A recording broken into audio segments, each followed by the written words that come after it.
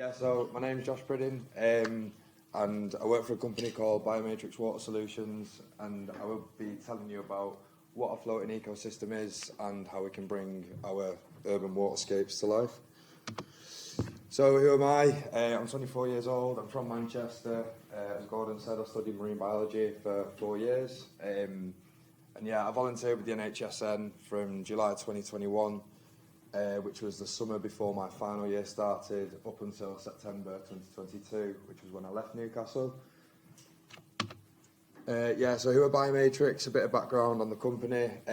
So they're based in Forres in Scotland. If you don't know where that is, it's miles away. Way up north, not too far away from Inverness.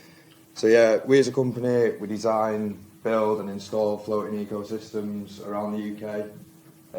All the parts are made in the workshop in Forres, and then they're shipped to whichever location me and my colleague Georgie, who's on the left there, wherever we are in the UK.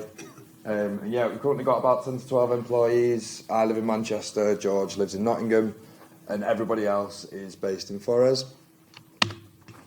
So what are floating ecosystems? They're comprised of modules.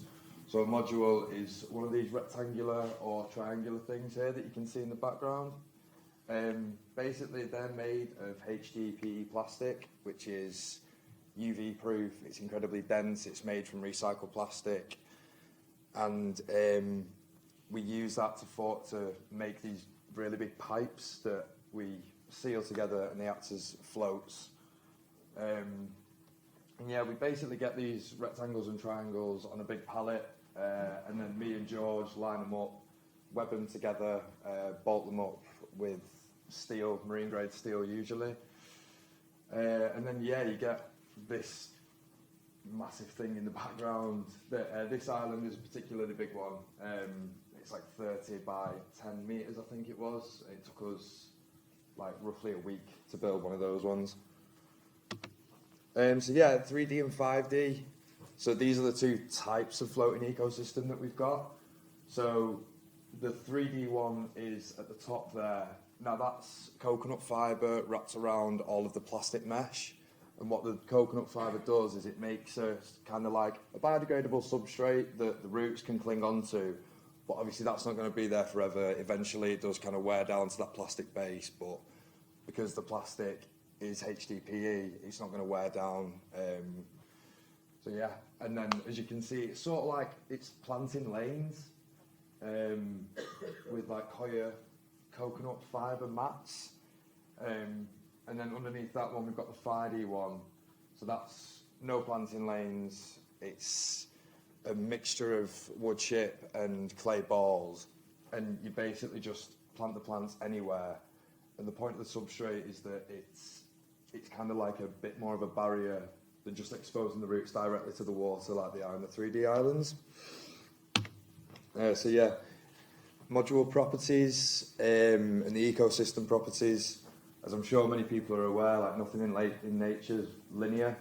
It's constantly changing, these pools or dips or a tall plant and a short plant. And what we do here is you've got these different types of modules that add that kind of naturality to the floating islands. So the one in the top left corner, that's like a submerged pool. So say the body of water that we're working on is particularly deep. We'll put that into it because it's almost like a riverbed sort of layer that just stays there. And then the top right one, that's a tree planter. So we kind of try and raise that a little bit higher than the average point of the other plants. And then we've got the open pool system in the bottom left, and then on the right of that one, it's an open pool with a sort of suspended tree planter.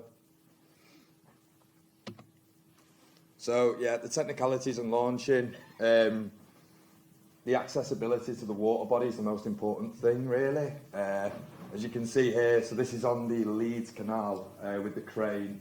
So we weren't allowed to remove the barrier. We had to get a crane. We've got to pick up a section of modules. That's like 3 modules that have been bolted together and they've been planted on already. So we pick that up, lift it over, put it onto the body of water, and then after that we'll pick up another one, put it onto the body of water, and we'll connect it on the water, which is incredibly difficult, and we lose quite a few spanners normally when we're doing that. And then this other island, this is another example, so that's the same one that was in the previous slide, and for that one we're using a telehandler just to push it in.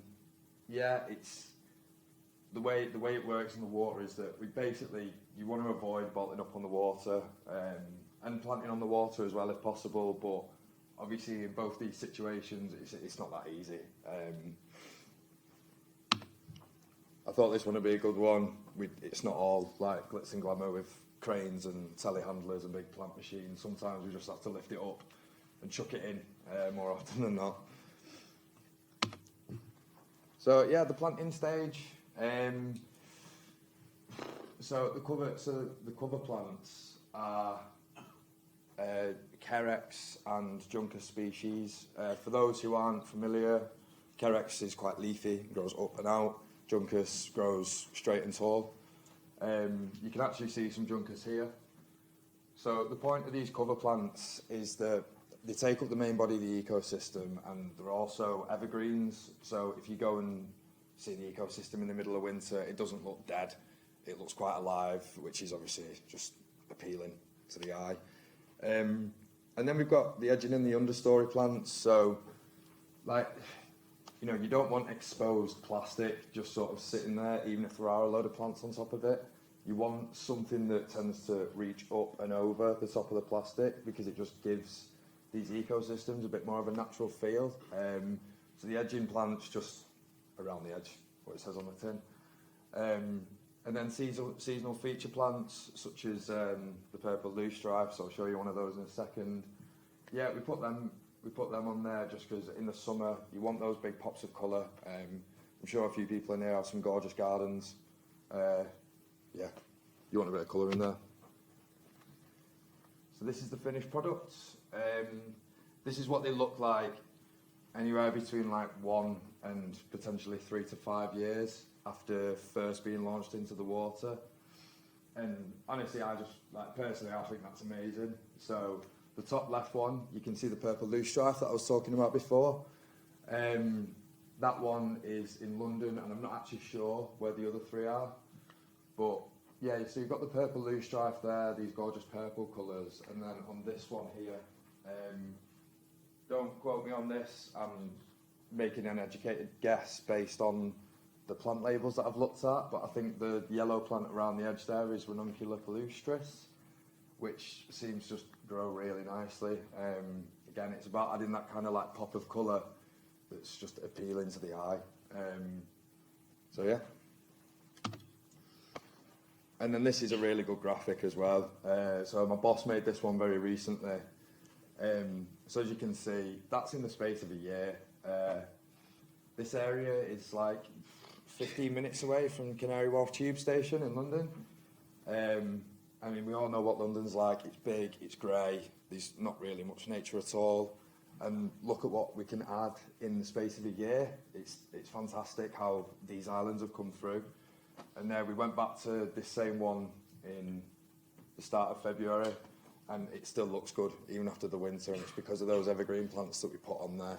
It's all about it's all for nature, but it's all about, you want it to look nice for people as well. That's what helps us connect with nature, really. So yeah, the actual environmental benefits of it.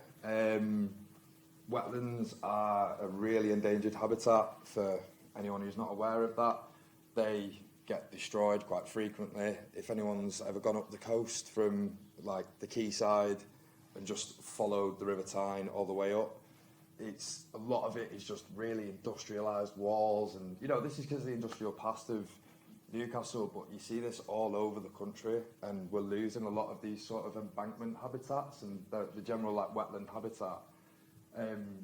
It helps protect against flood. It's massive for biodiversity. It's a really important habitat to have. And if it's constantly being destroyed, we can't go and start destroying these walls that are 100 years old that have been there a lot longer than I've been alive. So instead we need to adapt to it and add things like these floating ecosystems, because as you can see in this graphic, so you've got the roots extending down, they just sort of sit in suspension in the water. But what they do is, by doing that, they act as a nursery for fish species. So we've had reports of anglers stating that they're finding more and more fish in the water. So we're increasing the abundance of like the aquatic organisms within the water body. And then obviously you've got the plants growing up and tall and out as well. These attract insects, and then they attract species of birds as well. I got a photo sent to me a little bit ago, like 20 minutes ago. I'm not sure if that person's in here, but unfortunately I didn't have time to fit the photo of a bird onto this floating ecosystem. But yeah, so they're like the diversity benefits. And then you've got like I'm going to call it the chemical benefits. So for anyone who's not aware, fertilisers are basically made up of nitrates and phosphates. You know, around agricultural land, a lot of our rivers are really polluted with nitrates and phosphates. They cause algal blooms, which can be toxic to us, dogs, all the aquatic organisms that live in there. So yeah, essentially the plants will uptake all of these nutrients. Not all of them, that's a bit dramatic, but they take up a decent amount of the nutrients within the water. So, you know, this is cleaning the water, it's making it better for us as people to live around our water bodies and to want to use them. And obviously it's just better for the animals as well. Yeah, so like a chance for innovation in how we use our natural spaces. So this image in the background is in London, and what we did there was we've got a pontoon, another company put that in, and then we built a floating ecosystem around the pontoon. So you it's like you sat just in front of a bunch of flowers, and then you've got this gorgeous amount of water in front of you at the Royal Docks. And these people here are using it as a poetry reading space. So, you know, it's allowing people to connect with nature without having to stray too far away from their homes. And like, you know, we all know the cities are growing, there's a massive like urbanisation, and rather than just focusing on building pure urbanly and forgetting about the nature, or just focusing on the nature and forgetting about building, we need to find more and more ways to make urbanisation and nature coexist together, so it's just easier for all of us to access it. But yeah, hopefully create more and more green spaces like this and people get a chance to utilise it. So yeah, the NHSN, I've had a really, really fantastic time volunteering with them. I was volunteering with them for a year. You can see a couple of the lads up the top there looking a bit stumped as to what to do. Yeah, I think they gave me a real sense of community and like allowing me to reconnect with nature at a time where I just didn't really feel a connection to nature or to my degree. And I think to a point it just helped me kind of push me through the end of my degree, regaining that connection with nature and volunteering with them. And if it wasn't for Claire Freeman as well, I don't know if I would have actually got this job to build these floating ecosystems. And it's just given me a massive kickstart to my career. So yeah, thank you to the NHSN for taking me on. And yeah, that's everything. Thank you.